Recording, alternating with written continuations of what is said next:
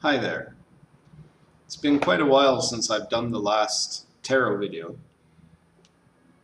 but I had one left to do, and that was to cover what I had called the path of return.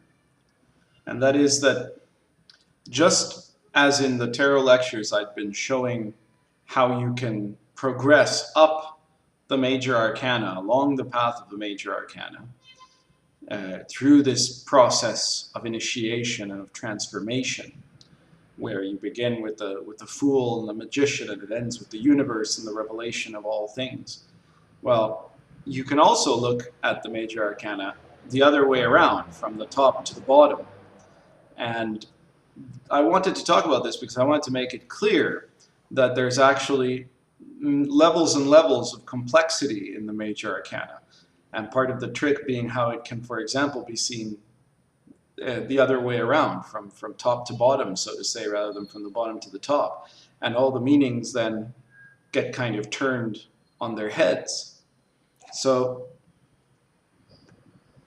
I wanted to cover the path of return, the inverse path of initiation, as just another example here of how this is possible. But I think you could also interpret the major arcana in a lot of ways like that, for readings and for personal contemplation, where, for example, the universe is the beginning of all and everything. You can see it as the beginning of all conception, and then it starts moving along. The aeon is time, and then the sun is the creation of space, and so on and so forth, until you get eventually to the human being, right? You could also look at the process from the small to the large, starting the other way, from the the fool as this kind of nascent state, the egg, and then suddenly you have the magician, which is the birth of the beginning of one, and then the other.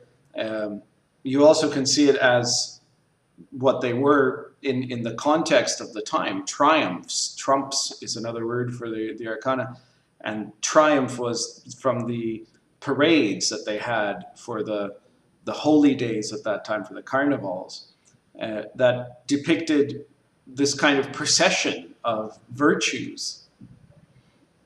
So you had intellect, wisdom, fortitude, strength, all of these different forces showing up, and then things like justice, temperance, that were part of this process.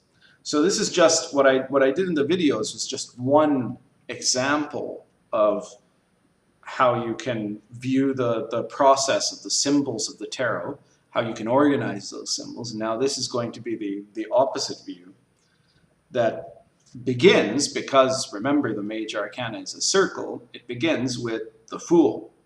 So you have the fool in his cosmic egg, right, in his state of preparation, but he's not quite there yet. And he is born into this chaotic universe, this universe that is full of action and activity, and there's all of this motion and power, and everything is contained within it. But he doesn't have the ability to understand it. He then becomes an initiate when he hears the word, the aeon, when he receives law, when he starts to process this sense of order that begins to give him some vision. This proceeds when he receives the light, the sun. So this is the state of innocence. The fool is now the initiate, the newborn initiate. He has the beginner's mind, and he is proceeding in this process of apprenticeship. He must pass in this process through all kinds of difficulties and dangers symbolized by the moon. He must make his way down this narrow middle path, guided in this journey by these forces that accompany him, by these attendants, which are symbolized by the two Anubises there. And he eventually reaches, at the end of that path, the place where he will be purified by water and then by fire. So the purification by water is this process of slipping off all of these illusions and all of these deceptions that one has. And then the purification by fire is when the universe takes care of the rest of it for you. So you are first having to do this process of purification of your own effort, and then the tower represents the universe striking with the lightning bolt and shaking down all of the very foundations of your assumptions. You then face the devil, which is the material distractions, the obsessions, all of the things, all the temptations, you can say, that get in the way after this shakeup happens. You have to seek to constrain your own demons. This purification process brings out all of the demons and devils within you, right? All of your shadow side. And you have to seek to either be one with them, to be the master of them, or to fail and be their slave. If you succeed, then you enter into the state of temperance or art. Here you begin the alchemical process of transformation.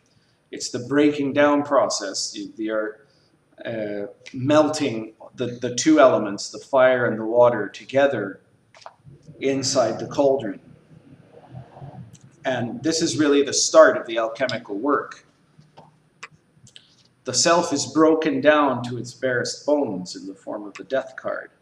Here, you're passing through the ritual of death and rebirth that is symbolized by the Negrido stage in alchemy.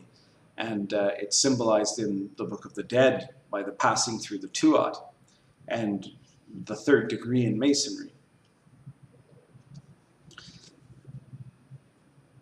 You are, once destroyed, sunk into the underworld.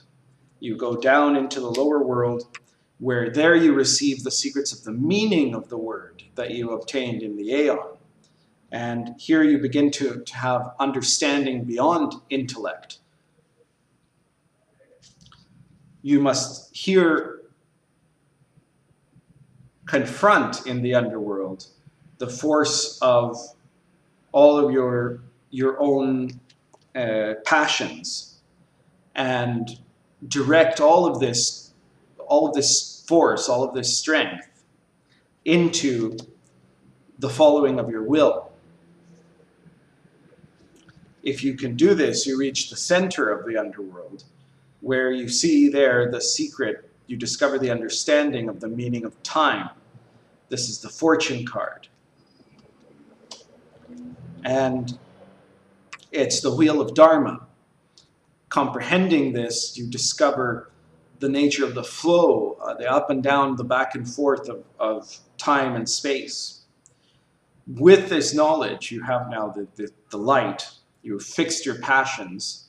Your sulfur has become fixed mercury in alchemical terms. And you can now take that light with you in your motion through the underworld.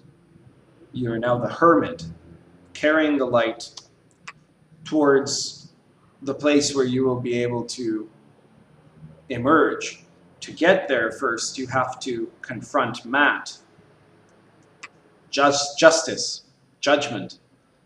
She is the goddess that holds the scales and balances out your heart, that is the sum of your being, against the weight of a feather. This is the test of your harmony, of how well you've gotten to the stage of perfectioning yourself. So, if you pass this test, then you receive a vehicle, the Athanor, the chariot, except that it doesn't actually move. It's not actually about going somewhere outside. It goes inside. The mirror or cauldron holds within it all the secrets. You go inside this Athanor, you inflame yourself in prayer. You discover the secret of how to uncover your true will, the holy guardian angel, and you unite with it in knowledge and conversation, the lover's card. You become the adept. You're now in command of your powers and faculties. As the Hierophant, you can sanctify your own work and you can pass this work on to others. You reach the highest proportion of wisdom that can be reached within the realm of intellect. You discover the nature of human structure, of all the outlines of the universe. This is the Emperor card. It is Jupiter. You connect to the highest level of reality within structure. But there you discover that there is something beyond. There's the abyss. And you receive the vision of the mother of Nuit, of Babylon, calling for you to give up your blood and to cross into this deeper wisdom. So you pass through the veil of the abyss, and there you meet with Babylon, and you receive the secret of true understanding, awakening. You've now moved beyond the boundaries of intellect, of ego and personality, and you become annihilated in this veil of night. It doesn't quite end there, though, because after that step, there's the one more, which is that you now manifest as the one in the nothing. You become the magician, the magus, who utters the word that recreates the universe and starts the process all over again.